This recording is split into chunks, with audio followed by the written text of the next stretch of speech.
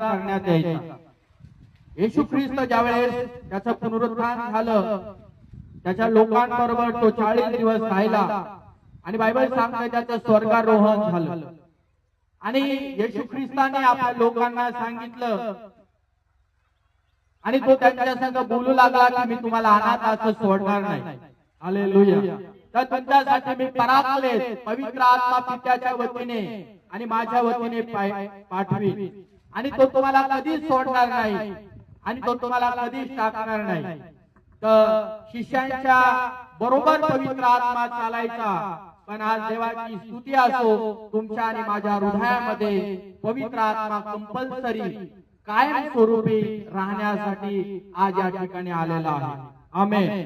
आणि तो आज आम्हाला नेहमी सूचना करतो, मार्गदर्शन करतो, सहाय्य करतो, ज्ञानाने भरतो, चूक काय आहे, सत्य काय आहे ते देखील आम्हाला तो प्रगट करत आहे। म्हणून आज पवित्र आत्म्यासंग आपलं घनिष्ठ नातं बांधवा।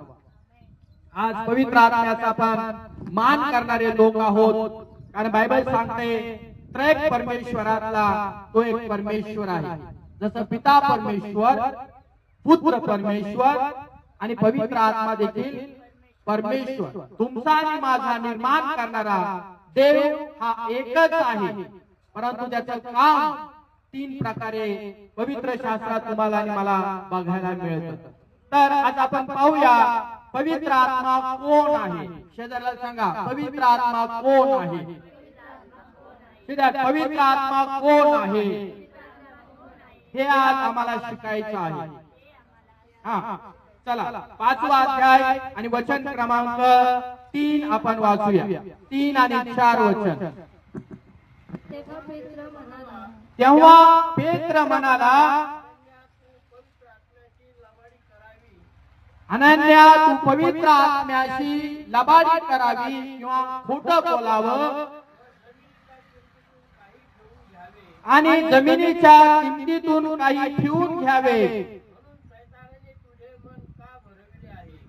सैतानाने तुझे मन का भरविले आहे?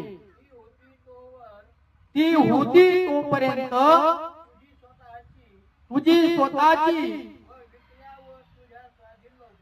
विकल्यावर तुझ्या स्वाधीन नव्हती काय?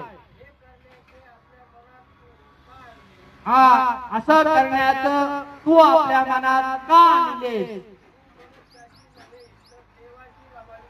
हा, तू मनुष्याची नव्हे तर कोणाशी लबाडी केली आहे? म्हणा